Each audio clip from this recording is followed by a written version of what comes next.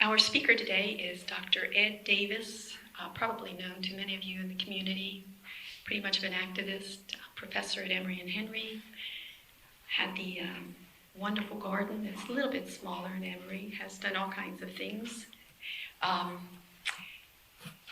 has been, actually also has a really good voice and didn't lead into that song, but anyway. Ed's going to speak on how faith and environmentalism connect.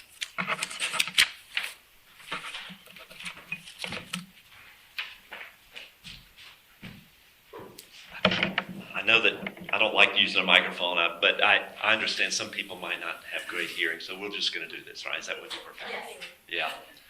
Do you want to use the one without the cord? That would be Does that help? Sure. Less likely to trip or something. So that you can hear me. Yes. So I brought a stack of books because we are, aren't we all sort of the product of our influences? And so I need to kind of let you know who I am. I'll start by just saying I grew up in a small town in North Carolina called Wadesboro, and my parents are still living in their 80s down in Wadesboro, and they are big influence on me. I've been here for 25 years almost, something like that, and Sandy's a big influence on me. My school, my teachers, all those things were a big influence on me. But my books, particularly, I think y'all would agree, right? The books you've read have had this tremendous influence on you, I'm sure. The musicians that I've known are just those I've listened to, like Joni Mitchell. One of my favorite songs, Thank You. That's a powerful song. If you think of all the influences in your life, it's almost impossible to imagine that we could list them all.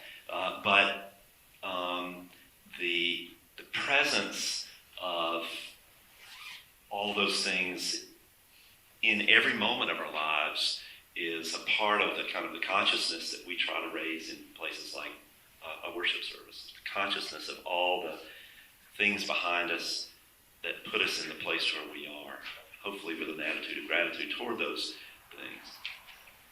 So a lot of the books I'm going to bring out of this bag are fiction, and fiction is this place that is this where creative writers can imagine things way beyond what they have known, right? A lot of books I'm going to bring out are science. But we live in such a modern age that there's almost no way to escape either the worlds of fiction or science. They're all mixed in together. And so, I think my story, what I'm going to cover today, which is how science really, and religion, that's sort of what I was hoping to do, science broadly, not just environmental issues, but how science and religion connect.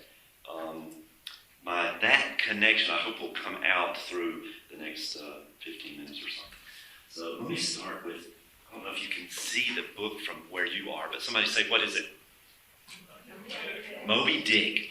Now, raise your hand if you've read Moby Dick. Yeah, lots of people have read Moby Dick. It's not easy to get through, right? Because it's super long. And it's got sections that are really science, where he's just going on and on about whales, and he's going on about the different species of whales and stuff like that.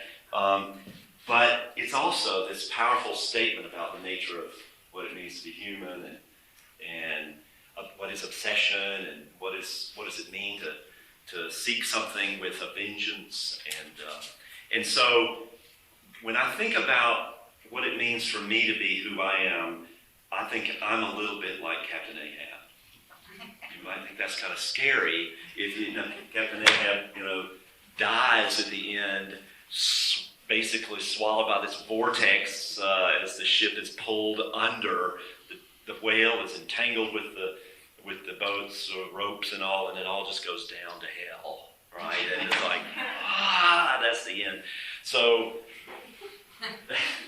I think somehow I'm able to see myself in that.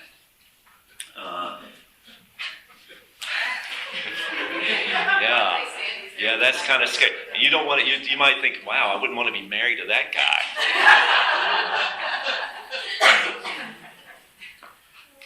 Can you see this from where you are? What is it? Mark Twain, The War Prayer. Who has read Mark Twain's essay, The War Prayer? Oh my gosh!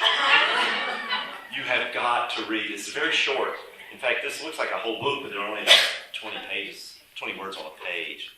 So I'll lend this to somebody today if they want. But Mark Twain wrote this, and I think he asked originally that it not be published. You know, if you know anything about Mark Twain, he was writing so many dark things. A lot of it, he would tell people, "Don't let this come out till after I'm dead." And the War Prayer is kind of mocking churches for back at the time. I think the 1898, America was going to war against Spain, and he has these people praying for victory, and then he says, this is what you're really praying. You're praying that the mothers of these soldiers on the other side would be mourning for their children and never know peace. And he goes on and on about what people who pray for victory in war are really doing and how horrible that is. And you might say, well, where are you in that, Ed? Well, all prayer is dangerous because it can mean, you're praying for rain, which can mean, like this other person over here isn't going to get rain, or you're praying for rain when really that's going to mean a flood for somebody downstream. So all the times we wish for things, whether you call it prayer or not, we're taking great risks with what that means. Right? Anytime we think we know what we want, ultimately, we may want vengeance like Captain Ahab, and you just don't know, right? John Irving, A Prayer for Owen Meany. Speaking of prayer, who's read John Irving's A Prayer for Owen Meany? Isn't it a great book? It's one of my favorite novels ever. When I finished this novel, I was trembling for 2 days. This novel is about two boys growing up in New England, and our narrator's talking about Owen Meany. And Owen Meany, all his life, is a very strange person who seems unfit for the world in many ways, and yet in the end of the novel, he turns out to be very heroic. And he's been praying, he's been preparing for that moment all of his life without even knowing it. It's like we're all working through the day, and we're all thinking, I'm just surviving, I'm getting through the day.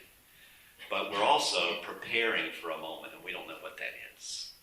And fortunately, Owen Meany was able to fulfill an amazing act at the end of the book, and only because of a lifelong preparation. I would hope to be like Owen Meany, but I don't think I can. All right, I know all of you will recognize this one. So I was so blessed to end up in a place where I could get to know Barbara. And The Poison Wind Bible is, I think, her best book. And I was in Africa. I'm blessed enough to have a job where I could do that. I got a grant from the college to go to Africa, and I was in Africa in a national park, and there were in Ghana, and some people were on this little tour with me who were speaking Dutch, and they were speaking to each other, a group of 4 of them, blah, blah, blah, blah, blah, blah, blah, blah, in Dutch. Could not know anything except blah, blah, blah, blah, blah, blah, Barbara Kingsolver, blah, blah, blah, blah, blah. And I thought, wow, I know a famous person. Barbara comes here some, doesn't she? And she talks a lot about science. And what I'm starting to feel is that a person like her who's trained in science all their lives can see a lot beyond the science. Science is necessary but insufficient. That's what I always say. It's necessary but insufficient. And why is it insufficient? It has to do with all those books. Can you see it from there? This is Louis Armstrong's book. It's called Swing That Music. He wrote this. And he made mistakes in trying to recreate the history of early jazz, but because he was uneducated, poor boy who played a big role in it. He's my hero. This book came out in 1936. And what Louis Armstrong really represents to me is the human potential for joy. He was a person who lived joy all his life, and it was represented in the way he played and the way he sang. And that's to me, that's how I see myself wanting to be. I want to be able to be joyful all my life. And I don't know how, right? That's why we're all here, is to figure that out. Alfie Kohn is a psychologist. He wrote a book called No Contest. And he's a psychologist who really looked hard at the data on the nature of our relationships. What he wrote about was the notion that we have that we're all competing, that is part of the nature of being animals, that we compete as animals, and he says that's wrong. That there's much more evidence for cooperation in the nature of our existence. And you can really see that not just in humans, but in all the nature of what is an ecological niche. There's a huge amount of energy invested in not having to compete. And so the science that we struggle with in our world today to try to make sense of this world is always going forward. I think 100 years ago, when social Darwinism was at its peak, and people really thought, Darwin's figured it out, we're all really like red in tooth and claw, which is the description of nature. But we have science continuing to rediscover and find the truth in spite of ourselves, in spite of the flaws in human nature. We're very capable of and meant to be cooperative. You can't see because the print's very tiny. One of my favorite novels, Frankenstein. Who has read Frankenstein? Yeah. And I reread it again, a few years ago, and it's so powerful, isn't it? Because it's really about us.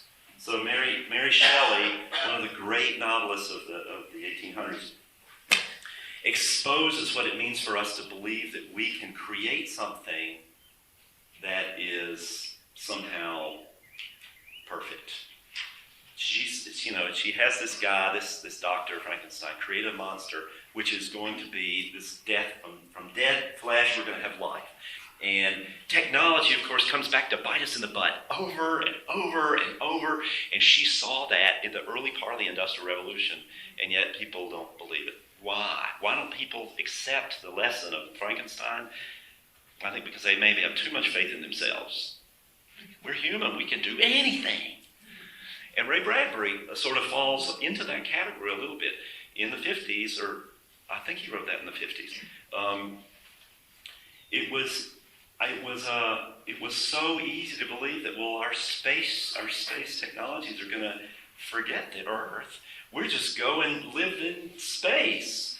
And the danger we see of that is that now that science, since the 50s, has shown us, it's just not very practical. We kind of need the Earth.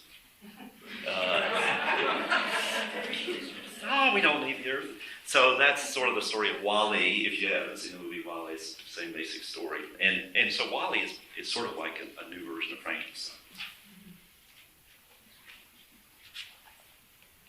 This sold really big in the 50s, but that's a long time ago. So does anybody know The Art of Loving by Erich Fromm? If you're a psychologist, yeah. So he's another psychologist, a psychoanalyst, a Freudian, Marxian psychoanalyst. And Erich Fromm wrote some huge selling books. This thing changed my life because he said, we're going to look scientifically at the nature of love, and he exposed all the ridiculous misunderstandings people have of love. They call it romantic love and all that. And he's really neat writer. I don't think he had it all figured out because he particularly thought that anybody who thought of religion as a good idea was really twisted. So I think he overstretched himself. But that book is great. I've given copies of that book to lots of students. I'm not sure they all like the thought of Freud and Marx being their mentors, but that's John Shelby Spong. Anybody heard of John Shelby Spong?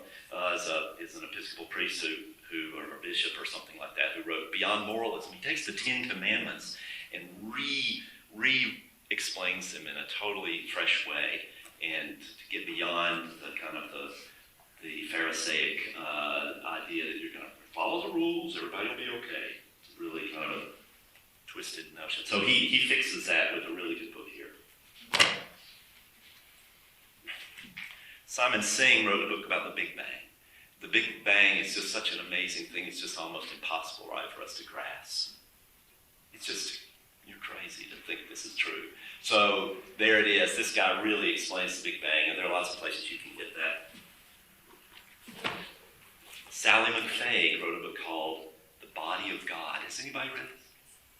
She's a feminist theologian, was at Vanderbilt for many years. She's in California now. Maybe better suited to her than Vanderbilt. And she's writing about how the Big Bang really totally transformed, getting the idea of the Big Bang totally transformed who we are as humans. We can't now look behind and say, forget that. It's impossible to not be aware of the Big Bang as the creation story. So how do you make sense of that? Well, she says the universe is the body of God. The whole universe is the body of God. That means, all of us in this microphone, everything's the body of God. And she really makes that beautiful in this book. So I recommend that. Scott Peck. So Scott Peck wrote The Different Drum about community and peacemaking. All this is very relevant. Now, I'm not going to get through all my books except for one more. It's time to go. This is a Bible. And I love this one. This belongs to Sandy. It's her when she was a camp counselor for a Lutheran camp for 4 years during college. And I just think that's so cool. But the Bible I struggle with, right, because scientifically it just doesn't work. All this stuff, if you're really thinking about science, you just can't make it fit. But then I remember that it's not supposed to be a scientific book, that we're not supposed to be just scientists. We've got these two impulses, the impulse for love and the impulse for curiosity. And those two things are what we need to keep at all the time, right? And that's why people come to these things and why people put up with each other. But it's also